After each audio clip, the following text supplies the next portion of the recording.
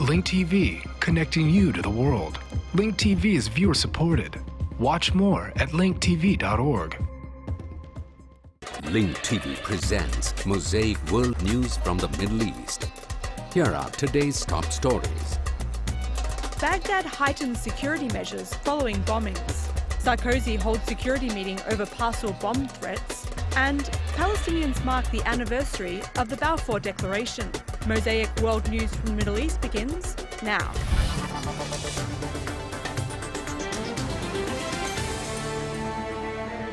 شددت السلطات العراقية من إجراءاتها الأمنية في كافة أنحاء العاصمة بغداد. Iraqi authorities tightened security measures in the capital of Baghdad after bomb attacks targeted numerous areas of the city over the last several days. These measures include imposing a strict curfew on churches due to the hostage incident at Our Lady of Salvation Church last Sunday. Dozens were killed after the attempt to rescue hostages failed. يشعر العراقيون بجميع طوائفهم اليوم أنهم عادوا أهدافا سهلة. Iraqis of all communities feel they once again have become easy targets for violence. Muslims, both Shiites and Sunnis, feel insecure after car bombs exploded simultaneously in more than 10 different neighborhoods of Baghdad. Christians feel the same after the hostage incident at Our Lady of Salvation Church. Amid the ambiguity of what truly happened in the church, the Islamic State of Iraq organization released a statement saying security forces stormed the church and deliberately started a rash confrontation, ignoring the lives of the hostages.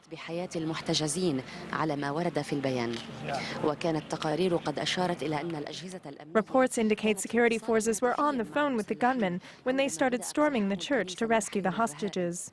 Iraqi authorities did not explain what happened and closed down local channels that broadcast the militants' message.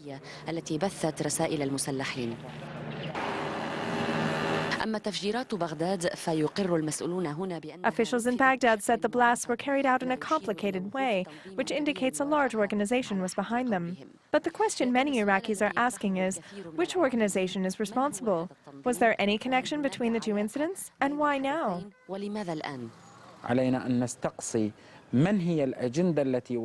need to discover the agenda behind these plans that attempt to keep the Iraqi public in fear amidst heated competition between the two political teams, the State of Law coalition, along with Maliki and his people, and the Iraqiya bloc and its crowd. This was an organized crime, a terrorist crime. What's the purpose of it? They basically want people to eat and sleep and not think about anything else, to not think about their future. They want to force them to leave Iraq.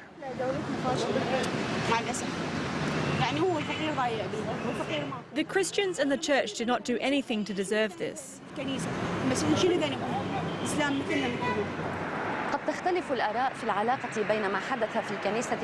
The public has different opinions on the connection between what happened at Our Lady of Salvation Church and the organized bombings that targeted many Baghdad neighborhoods.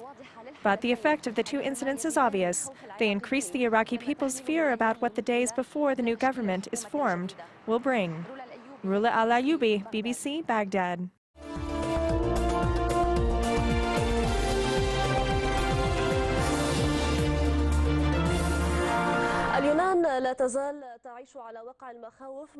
Greece is living amidst fear following a series of parcel bomb threats. Greek police said they dismantled a suspicious package addressed to the French embassy in Athens. While the police declined to issue further statements, a source said the suspicious package turned out to be a large book. The fever of security threats continues to travel across international airports. In the latest threat, Scottish authorities partially closed the Glasgow airport following a false report of a suspicious package left in a passenger inspection area. In a precautionary measure, the police evacuated parts of the airport. Operations at arrival terminals were not disrupted. Yesterday, French President Nicolas Sarkozy cancelled his planned presidential activities in order to hold an emergency session with his National Security Council to discuss the threats facing his country and French installations abroad. The council stressed the importance of dealing seriously with the latest threats. In addition, the council called for elevating security measures around the nation's airports, as well as improving surveillance and methods used for screening passengers on board flights to France, in addition to enhancing laws and measures pertaining to air cargo. Mohamed Wamousi reports from Paris. Every day the sun rises on the Elysee, a new painful blow is directed at the French president. This news comes after France received a series of security and intelligence threats that disrupted daily operations at the presidential palace. Sarkozy met with his National Security Council in a special session, which also included the French Prime Minister, Foreign Minister, Defense Minister, and several of his army and security officials. We take these threats very seriously. We've taken several security measures. Generally speaking, we are on a high state of alert. Our measures will be evaluated with each threat, case by case. France wants to sleep with one eye open in a bid to remain vigilant and ready to act against any possible terrorist threat facing the nation. Paris is entering a new dangerous phase in its war on al-Qaeda. In response, it held an emergency session to review its security measures and domestic laws, saying the new measures will help counter terrorists and rioters alike. I propose new measures not only to strengthen security, but also to increase the level of preparation and intervention, also to prevent some of the criminals from seizing the situation as an opportunity. We also proposed enhancing security measures in public places and institutions. French media started to see the ghost of al-Qaeda haunting security institutions in the country, warning that these terror threats are real and require serious and swift measures to counter. France is under threat. Bin Laden's threats are real. This is the first time Bin Laden sent an audio tape that mentioned France by name. In addition, there was the parcel bomb mailed to President Sarkozy. Many events have led to this point. There was the infamous episode of the kidnapping of French nationals in the Niger desert, the audio tape sent by the leader of al-Qaeda, and finally the parcel bomb sent to Nicolas Sarkozy. France announced new measures to help secure its air cargo operations. Like in the U.S., counterterrorism efforts in France require French citizens to sacrifice some of their personal freedoms, an issue that may be tolerated by the French public in the name of national security and counterterrorism. The French, who are preoccupied with their social crisis, are now putting the carriage of the security ahead of the Trojan horse of retirement. Mohamed Wamousi, Dubai TV, Paris.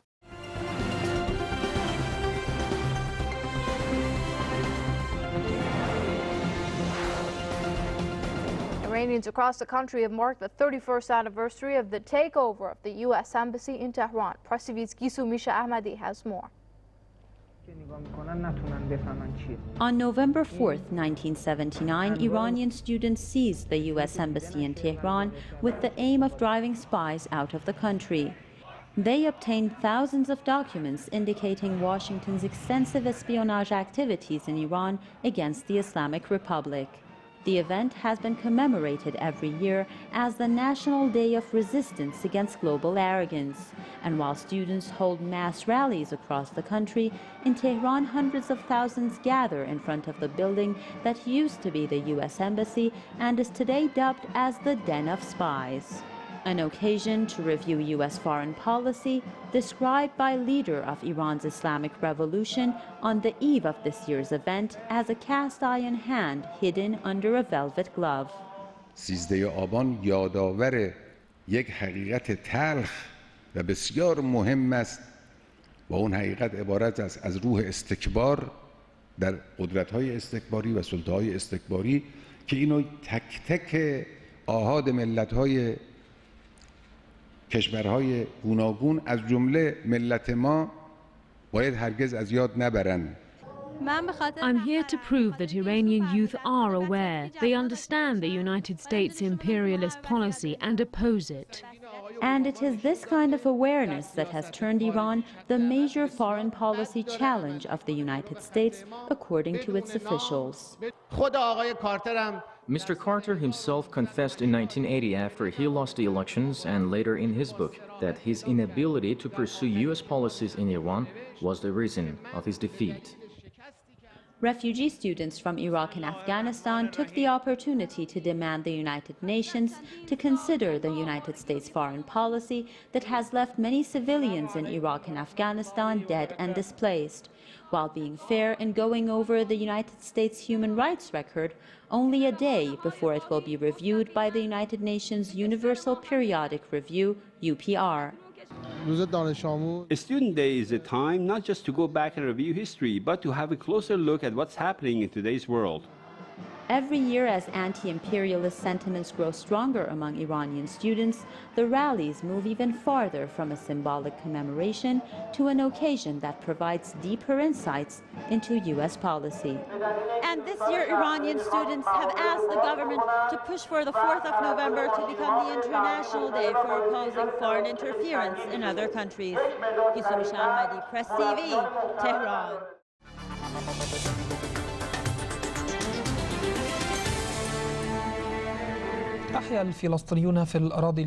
Palestinians in the Palestinian territories and those living in the diaspora are marking the 93rd anniversary of the Balfour Declaration. In the declaration, Britain promised Jewish leaders a national home in the Palestinian lands.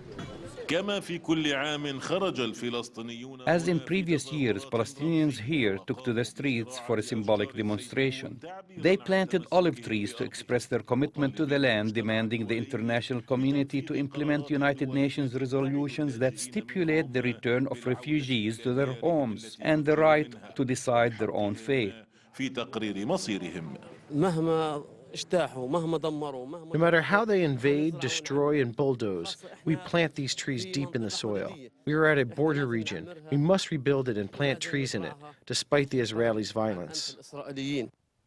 إنه الثاني من نوفمبر تشرين الثاني ذكرى وعد بلفور الوعد الذي قطعته. November 2nd marks the Balfour Declaration made by Britain, promising to give Jewish leaders in the world a homeland on the historically Palestinian land. Palestinians still hold Britain responsible for the ramifications of this promise. They demand Britain correct its sin, or so they described it. بتصحيح تلك الخطيئة كما يقولون. إننا نحمل الحكومة. We hold the British government historically, legally, and morally responsible for this great sin. We demand it atone for this sin.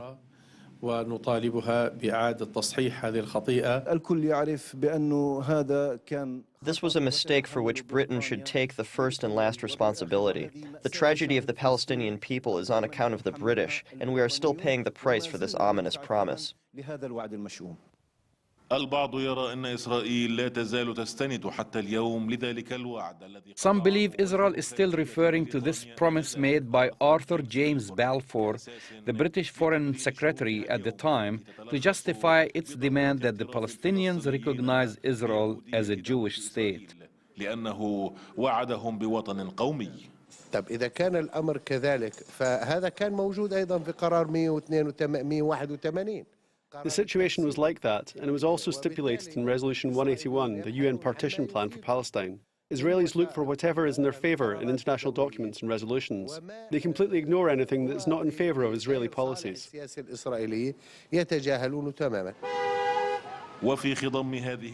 On this occasion, authorities in Hamas's government banned other demonstrations that were called for by factions in the Palestinian Liberation Organization in Gaza due to Palestinian internal disputes.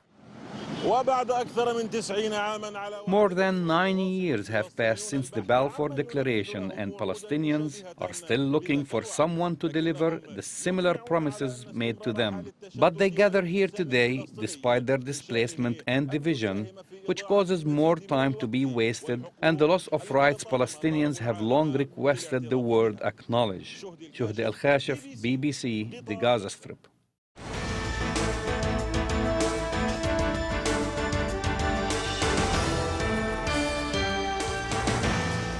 أهلا بكم في العين الإسرائيلية.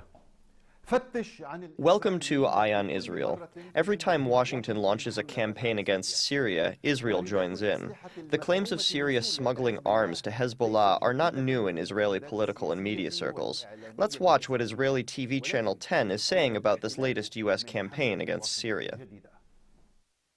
The U.S. has publicly accused Syria of smuggling weapons to Lebanese-based Hezbollah. Syria continues to provide increasingly sophisticated weapons to Lebanese militias, including Hezbollah. Hezbollah remains the most significant and most heavily armed Lebanese militia. It could not have done so if not for Syria's aid and facilitation of Syrian and Iranian arms. Let's talk a little bit about the facts surrounding the latest U.S. announcement. Also, let's talk about its timing and those behind it. These facts are known to everyone. صحيح إنها حملة جديدة وليست مصادفة. Yes, it's a new campaign, but it was not coincidental. It was the result of a series of calculated moves. First, it was the report of Hezbollah's arms smuggling that surfaced in the French daily Le Figaro. This was followed by reports of an arms ship being seized in Nigeria, and finally the remarks of the US ambassador to the UN. These events were not coincidental. In fact, they are part of a campaign fueled by Israel. Israel is rallying support among the international community in a bid to divert the world's attention to Lebanon, saying the country is heading to a point of no return. This means that the arms, which have been smuggled over the past few years since the Second Lebanon War, helped change the political equation in Lebanon. Hezbollah can press the panic button at any time. The weapons could change the balance of power in the region. Some of the weapons were also smuggled to the Gaza Strip, despite reports of occasional arms seizures. These weapons are posing threats, with each side preparing for confrontation. They always say war breaks out in the summer, but now they say they are preparing for war in the fall or spring. This is why Hamas and Hezbollah started to store weapons. One thing is for sure, the arms train from Tehran to Gaza and from Iran to Lebanon will continue rolling. So the train will continue rolling. Joining us is Mr. Mustafa Kaud, expert on Israeli affairs. It's clear from the report that Israel has played a part in this latest U.S. campaign to pressure Syria. What is the nature of it, based on what you saw in the report? The political climate between Washington and Tel Aviv clearly shows that the Obama administration, which witnessed a setback in the midterm elections, wants to please the Republicans. And the first issue on the list is the Middle East. The Israelis will not stop their provocation campaign against Syria, Iran, Hamas, and the national resistance of Lebanon.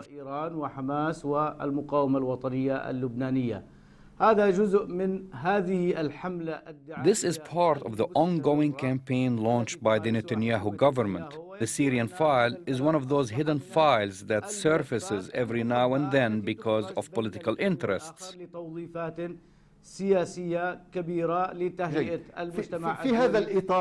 How will the occupation benefit from this U.S. campaign, especially considering the occupation was the one mounting the pressure? What will it gain from it? The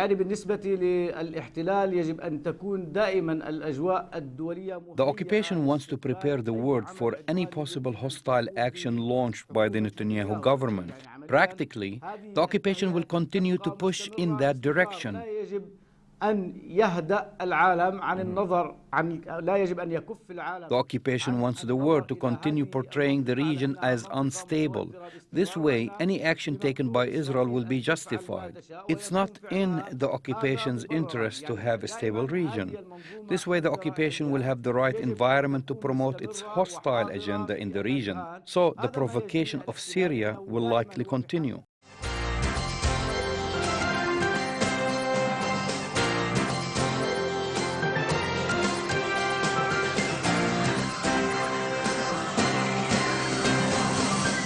Foreign Secretary William Hague is en route to Cairo this hour, following 2 days in Jerusalem amid a brewing diplomatic conflict between Israel and the United Kingdom.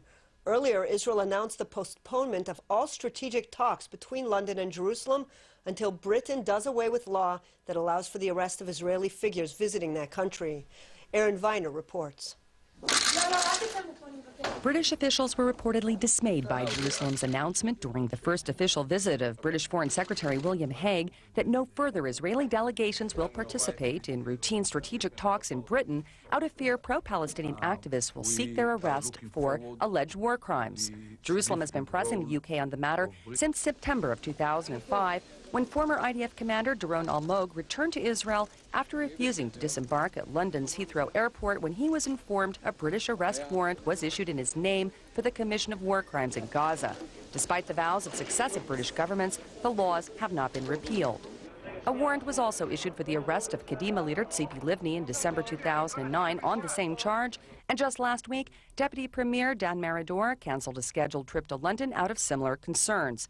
Hague reiterated his government's commitment to urgently resolve the unacceptable situation, as Downing Street today insisted that the UK continues to hold good relations with Israel. It's important that Israeli politicians are able to visit the United Kingdom. We are changing the law. It doesn't just affect Israel, it can affect other countries as well, so that any arrest in the United Kingdom as a universal jurisdiction would have to be one that had a reasonable prospect of a prosecution, so that it is not used for trivial or political reasons. And we will soon be putting our proposed changes in the law to the British Parliament on that, and they will go through. Hague yesterday held meetings in Ramallah with Palestinian Prime Minister Salam Fayyad and later with local Palestinian community leaders in Jerusalem. He then held a high-level discussion with President Shimon Peres, where both leaders expressed concerns over a nuclear Iran. Hague also held meetings with Foreign Minister Avigdor Lieberman.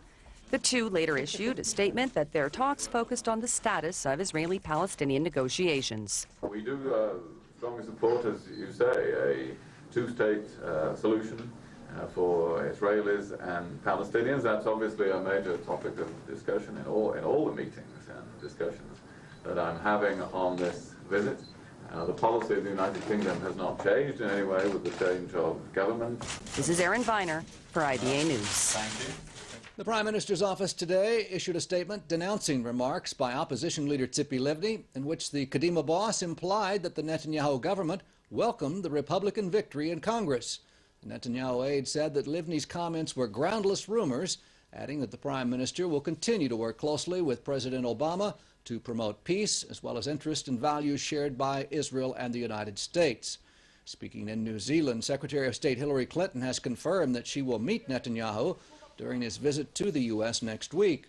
Addressing the peace process, Clinton insisted that Washington is working nonstop with its Israeli and Palestinian friends to design a way forward. There's been wide speculation that any major diplomatic push by the Obama administration would only come after Tuesday's midterm congressional elections, and now that they're over, expectations have been raised for the Clinton-Netanyahu meeting.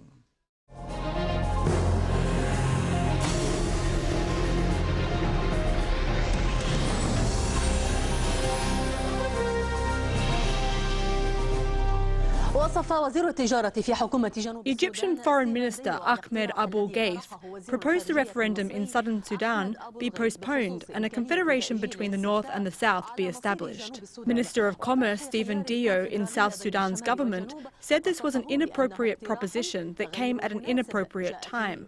Dio told Al Jazeera this proposition would disturb the atmosphere between Sudan's two sides. نعتقد انه مثل هذه التسريات اذا صادرت فعلا من السيد الوزير المعالي. I can't believe such statements were actually made by Mr. Minister Ahmed Abul Ghaith.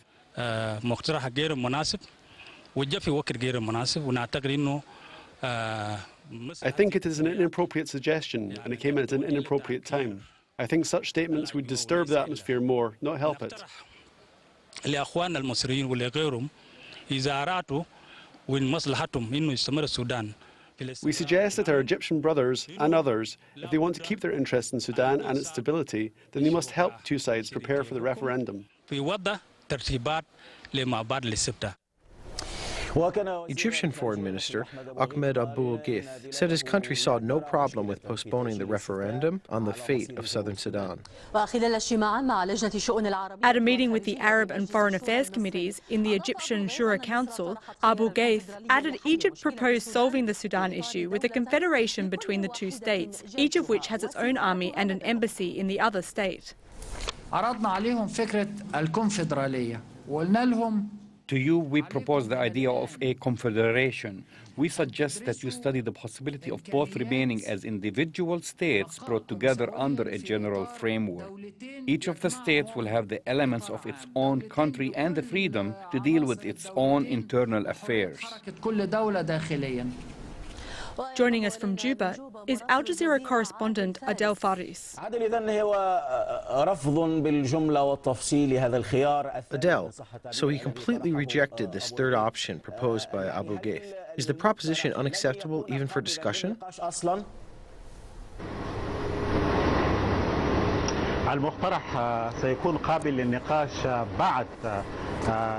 The proposition will be acceptable for discussion after the referendum in southern Sudan, and it becomes clear whether the Southerners choose secession or unity. If they choose secession, there will be a new country of southern Sudan.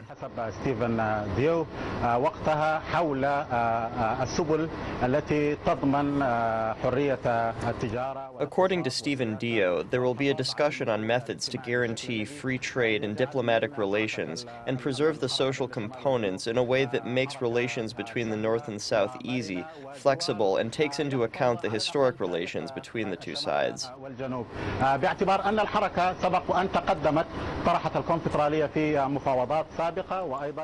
The SPLM's proposed confederation in previous negotiations, and political leaders have suggested it in various forums as well, but the National Congress Party never responded to it. Therefore, the Minister of Commerce, the spokesman for the Southern government at the moment, said what he said. A new national dialogue session was held today in Lebanon in the absence of several Lebanese political blocs. The leaders agreed to hold another session before November 22nd. After the session, Lebanese President Michel Suleiman held bilateral meetings with some political blocs. The national dialogue session was held amidst speculation by some and a boycott by others, including the March 14 alliance. Joining us from Beirut is our Al Jazeera correspondent, Salem Houder. How is this half-hour session being interpreted? And how important were the bilateral meetings President Michel Suleiman held later? As expected, the session lasted half an hour. This is due to the absence of many blocs that are part of the national dialogue, most notably the head of the Change and Reform bloc and Member of Parliament Michel Aoun and the Hezbollah representative. In addition, some parties previously affiliated with the opposition boycotted the meeting. Also, MP Walid Junblat did not attend. Some believe today's session was intended to send a message of optimism to help diffuse some of the political tension dominating the scene in Lebanon, especially in light of the latest controversy over the International Tribunal in the so-called false witnesses case. The session was symbolic, as one can interpret from the final presidential statement. The statement refrains from making any political references and briefly said another session will be held before the end of the month in order to discuss the only issue on the agenda, which is defense strategy. As far as the bilateral meetings are concerned, it seems the President of the Republic is concerned about bringing the rival parties closer in a bid to narrow their political gap, especially between those previously known as the opposition and the March 14th bloc. The goal is to help ease the level of political tension in order to keep it from spreading to the street. The views expressed on Mosaic are from contributing broadcasters, not Link TV or its sponsors. The production of Mosaic is made possible from support of viewers like you. Thank you. Watch Mosaic World News online. Stay up to date with breaking news. Read our blog. Get transcripts of past shows and more at linktv.org/mosaic.